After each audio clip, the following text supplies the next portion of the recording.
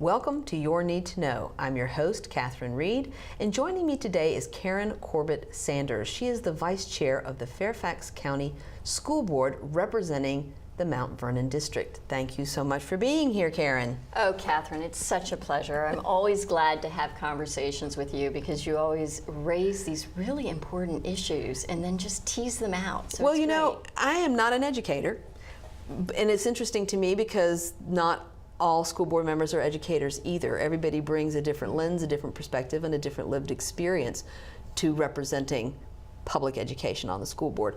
You have the distinction of actually being a native of the district that you represent in Mount Vernon, and that is quite astonishing. Well, it's a great pleasure, and it's something that is astonishing because there's something special in the water in Mount Vernon because we have 3 representatives from one state senator, 1 delegate, and a school board member, all from the same high school. How about that? Yeah, and we have a 4th one who represents Virginia Beach.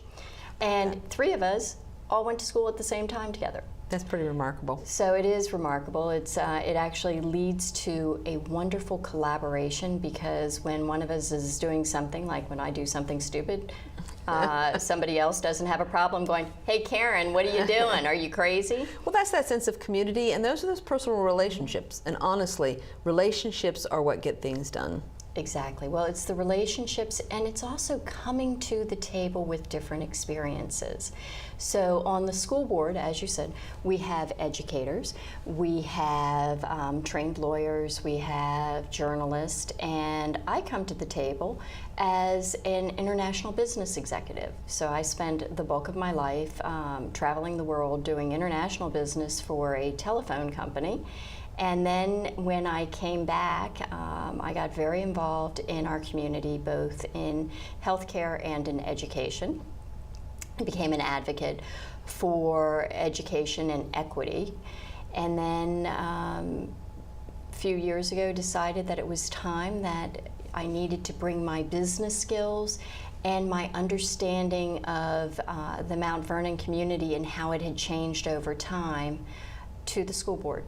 You know, and we talk about, you know, we use all kinds of terms that people may or may not understand. Fairfax is a huge county, and depending on where you live in the county, when you say the Route 1 corridor, for instance, you can imagine a line on a map that says Route 1. But when we talk about certain schools that need attention, everyone knows I'm a champion for the community school model here in Virginia, something I'd really love to see embraced more fully. We've been around the edges of that for a long time. But you are representing the Mount Vernon district on the Route 1 corridor, which also bifurcates the Lee district. Correct. But those are on a map. Who knows, really, where does one end and the other one begin? But there's a sense of place there.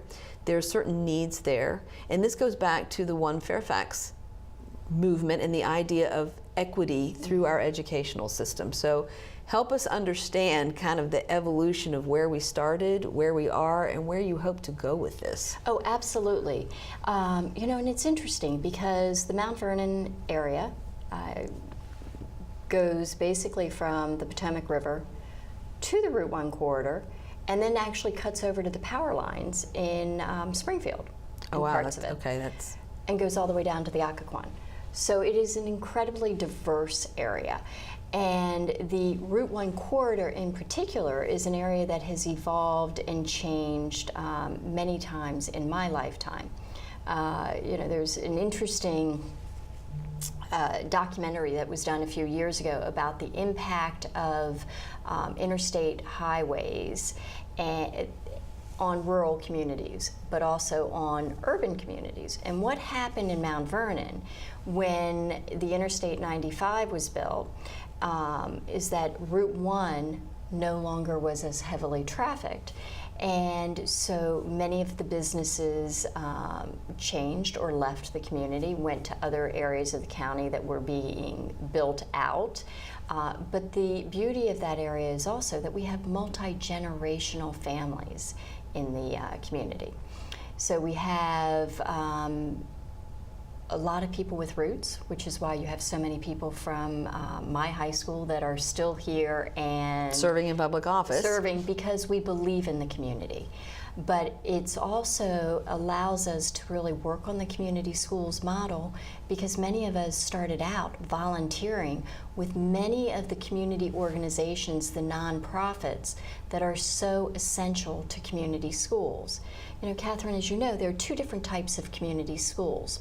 There's one where you have a bricks and mortar, A facilities-based model, but that's one that takes years of investment, probably an increase in the capital improvement dollars, both by the county and by the schools. We've started down that path a bit by making modifications to the comprehensive plan, which will allow some of those to evolve.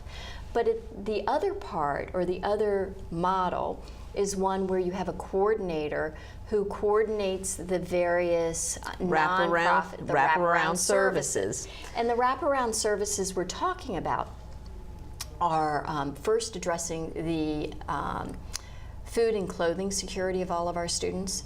So making sure that they have access to healthy foods, access to clothing, access to health care. And then you broaden it out. So it's almost like concentric circles. And in our area, we're very lucky because we have, some of our nonprofits have been around since when I was a child. So they're celebrating their 50th year, their 40th year, their 30th year, and they are part of our community.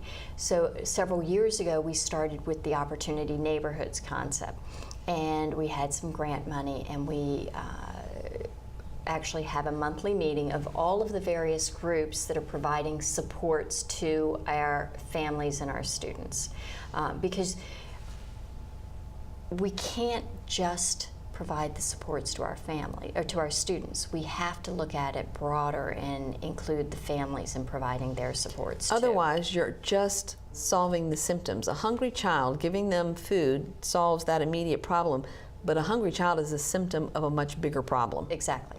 So we have to, it's almost a triage initially, that you need to make sure that the child is not hungry when they're in school, that they have access to clean clothing, and that they have access to an excellent education, that regardless of where you are in Fairfax County, you deserve to have equity in the excellence of your education.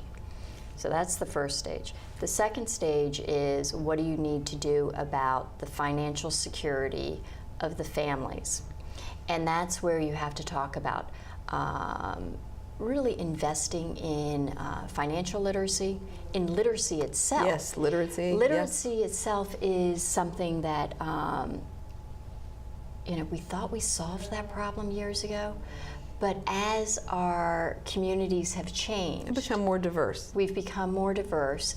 People come to our community with different backgrounds.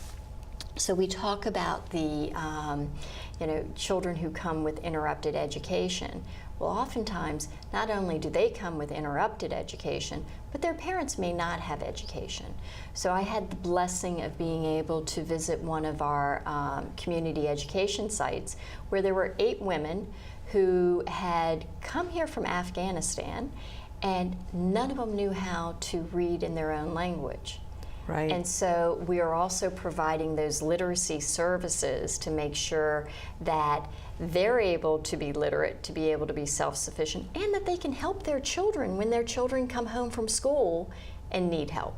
Right. I mean, that, and the Literacy Council of Northern Virginia, we had them on a show not long ago, and they were talking about that, dealing with teaching people English, and that's what they do, teach them people English, but in some cases, they're not literate in their own language. But they've gone one step further, and they're actually working with businesses in the area to do literacy training around specific terms, like at a hotel they work with, so that you're giving people literacy that's job related. That's exactly it. So we have to have the wraparound services for our kids, but then we also have to address the needs of the parents or their support system, which is why the One Fairfax policy is so important. Because One Fairfax, many people think it's just about education. It's actually an agreement that was signed by our Board of Supervisors as well as the school board to focus on equity in all things in Fairfax County. And so it's because of that, which really was generated out of something called SCIPT, which is the Successful Children and Youth Policy Team.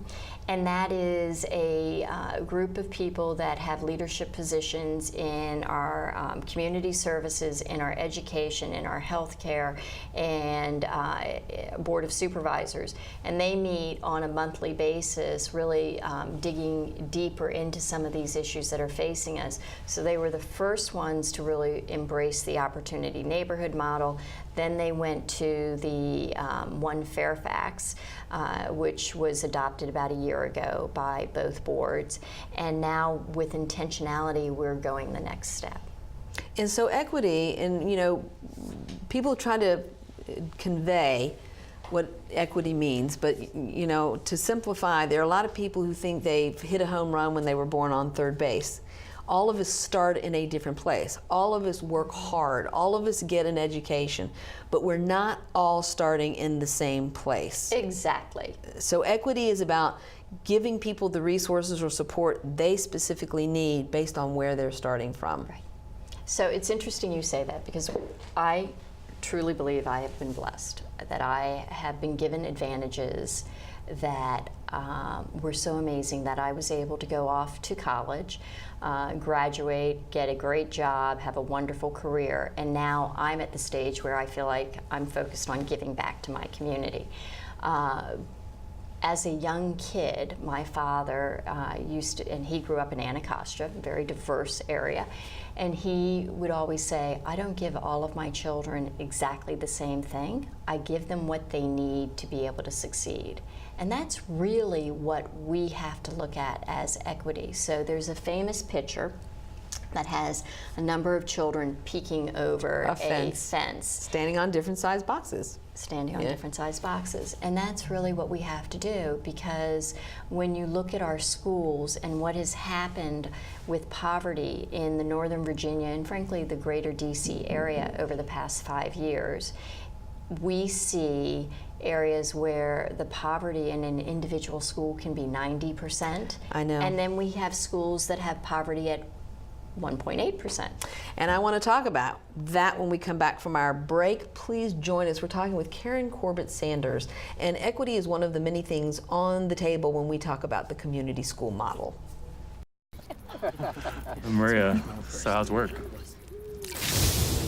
It was fourth period biology. Our students just weren't getting how easily viruses spread. So Miss Bell and I had them role play a zombie virus outbreak. By the time they had all learned the lesson, all the living were dead. Hey, how's your job going? That big sales meeting I planned? Next year, I might get to go. Cool.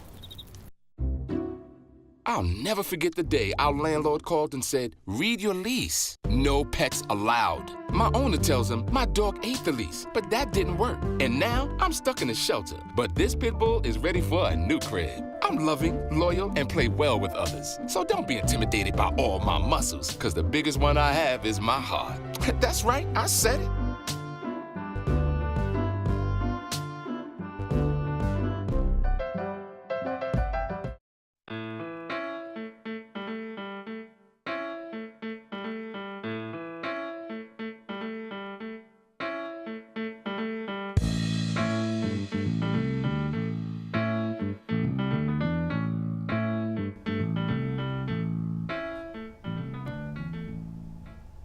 Welcome back to Your Need to Know. I'm your host, Catherine Reed, and today I am talking with School Board Vice Chair Karen Corbett Sanders, who represents the Mount Vernon district here in Fairfax County, and I so appreciate you being here. I have experience with your area because I work with Grand Involve. We put retired seniors into the classrooms of Title I elementary schools, and Mount Vernon is the first district that we started in. We've got 140 volunteers, we're in 16 different schools, but it gave me a chance. I actually sat down and did interviews with elementary school principals last August, pitching our program, and it was revealing to me to sit down and just have a chat about the makeup of their schools, the practices that they have, you know, and some of the schools are huge and some of them are really kind of small. But not many people get to walk through the doors of an elementary school, maybe their own child's, whenever that was. Right. But educators are doing enormous things to meet the needs of the kids in their schools and their classrooms. The school board is doing their best in collaboration with the Board of Supervisors and other organizations to figure out the best way to meet these needs. And to me, this seems like a gargantuan task, but particularly in your district. Well, I am so glad you mentioned Grand Involve. Grand Involve, for those people who don't understand it, is made up of primarily retirees, many of them educators, who want to give back. And they actually came to me almost 2 years ago and said, hey, we need your help. We're thinking about doing this. And so we spent a lot of time promoting Grand Involved with all of our Title I schools, starting primarily in the Mount Vernon district, then moving over to Lee district, and now I believe that they're going to Providence and to There's a the 10-year Herndon plan. area. It's There's a 10-year plan. Yep. And they were actually awarded the top volunteer organization of the state. I know, by Terry McAuliffe gave him the award. Yeah. Very, very impressive. Very impressive. But it's a good example about what we should all be doing, which is assessing the skills we have and figuring out how we can use those skills to give back to our community. And Grand Involved does something in our elementary schools that is unique. Many of the kids that are in these schools do not have a grandparent nearby.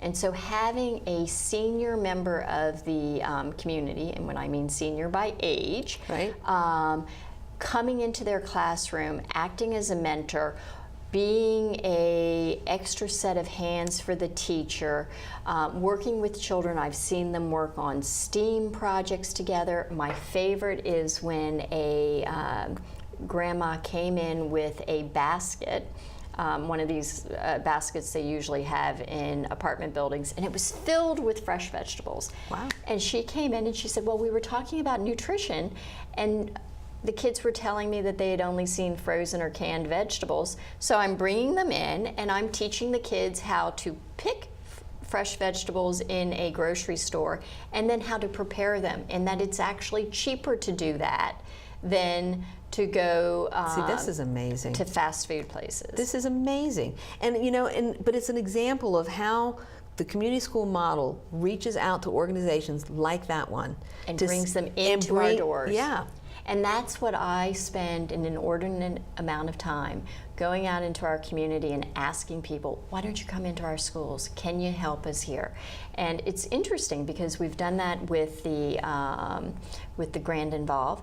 We also are trialing something right now with the local police station where the police officers are volunteering in 2 of our Title I schools. That's great. And they come in twice a week at each of these schools, helping in the lunch line. That's great. So it's a great example of them giving back, but it also provides an excellent experience for these kids who may not see a police officer very often. And not in that context of helping in my lunch line. Yes, helping in my lunch line. This person is here to help me. Right. And it kind of goes back, you know, I told you I'm a multi-generation person from this area. My grandmother's, actually my aunt, invented Officer Friendly in 1968. Oh, wow, that's so and cool. so when the police said, hey, you know, we'd like to be able to contribute back to these schools, I had the idea, Officer Friendly. And so this is great. That is great. So going forward, what should we expect to see in the fall? How are you experimenting or piloting or trying to work on showing that this model really has So we're value? doing a couple of things. The SCIPT is working on trialing a couple of community schools, and I suggest that you invite either Tammy or Megan back to talk about that. I will do that. The second thing we're doing, in our area, you know, PTAs usually pay for field trips. Our kids can't afford to go to Williamsburg, Jamestown, Richmond. So we are rolling out a new project which is called the Passport to Mount Vernon and Lee. and all of our 4th grade kids are going to have free admission to Mount Vernon, Gunston Hall, Oh, that's Woodlawn, and have a little booklet that they, kind of a treasure hunt type thing. And once they are finished, they get a prize for having gone to the historic sites. It'll include Gum Springs Museum and the Poick Church. And so everything that makes, as I tell people, Mount Vernon is Virginia's history, Virginia history is U.S. history. And so that's yet another, we're having to think out of the box to create equity for all kids. Yeah. And there, you're always a tourist in your own hometown. Most people don't go to those places, even when they live within a few miles of them.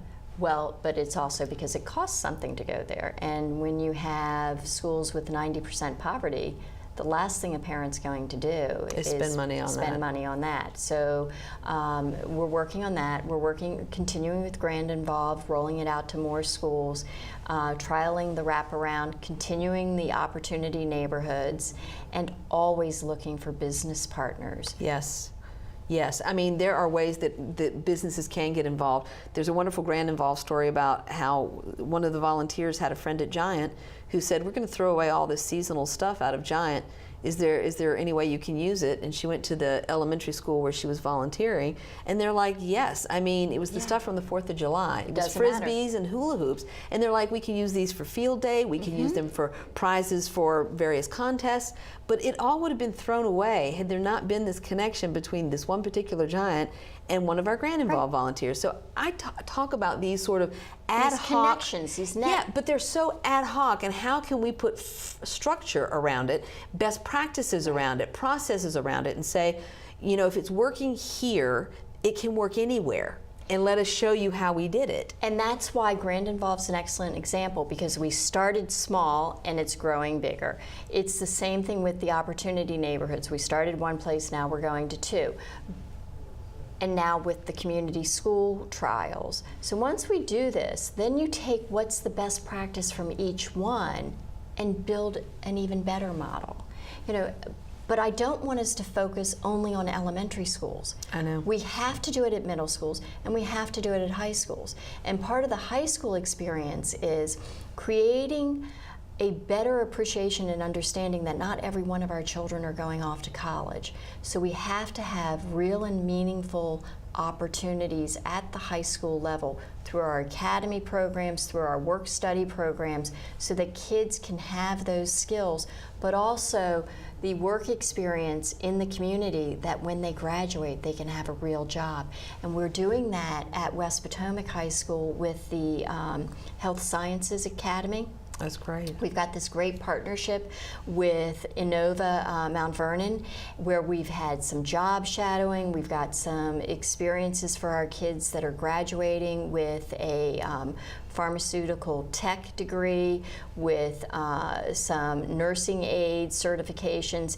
And because of the experiences they're having while they're in high school, they're walking out of high school with jobs. Career ready. This is the new term, right? Like there's, I sort of feel like every time you have a conversation, you have to explain to people the new terms, because it seems like we use new terms all the time. This seems to be either job ready or career ready is what we're talking about, this track and public high school education. Exactly. But it's really a mosaic that we're building, which is you look at providing the immediate needs for our kids, and that's where you talk about the community schools, and then building the concentric circles around it to address those immediate needs, then the longer term needs, not only for our kids but for our families, and then longer term of where do our kids go after the Fairfax County experience. I want to talk about something in the last few minutes that we have, and that is about the Bus Pass program in Fairfax, which I think it's in its 3rd year, I think. It's in its 3rd year. It's incredible, but I wonder how many people even know we have it. I mean, I would hope that people know we have it, but explain what it is. It's the greatest thing since sliced bread. Oh, I love this program. This is a program where any child from 7th through 12th grade who has permission from their parents can get a bus pass from the front office of their schools, and they can ride the connector buses anywhere in the county. And so that allows them to either take the connector bus from home to work, or in the case what we're finding with one of our schools, the kids kept missing the bus in the morning and therefore they missed the whole day of school. Now they're jumping on the connector bus and getting to school. They're late, but they're there. Yeah, better that they're late than not there. Exactly. And the other thing is this program now interfaces with the Q bus in Fairfax City, so that we added it the year after it was started at the connector. Right. Fairfax City started it with the Q bus, so you can ride both buses and get off one and get on the other one, which again opens the whole county to these middle and high school students. Exactly. And you know, some people will say, well, you know, it doesn't include the metro. Well, we don't have control over the metro. We do have control over connector through the county funding. And so this is a great investment in our kids. And it allows them to, during the summer, get to programs, right? Enrichment yeah. programs. That's always been kind of the gap between the haves and the have-nots. Over the summer break, kids who are more affluent get signed up for camps, you know, and the kids who don't are, you know, they're stuck at home in front of the television. Well, that's the connector piece. Yeah. The other piece I want to talk about for the summer programming is our barbecues. Oh. We provide hot meals, a free hot meal to any child under 18 years old at our Title I schools. And so you can actually go online and find out which schools have these free barbecues, and it's a nominal cost for the families over 18. But what we were finding is that without this food, this focus on food security during the summer, our kids were going hungry. Yeah, I know, and it's because I sit on the board of Bright Paths, and we struggle with that. A lot of nonprofits who provide the backpack programs, the food for we struggle over the They summertime. go on vacation. I know. So look into our barbecues. They're a great program.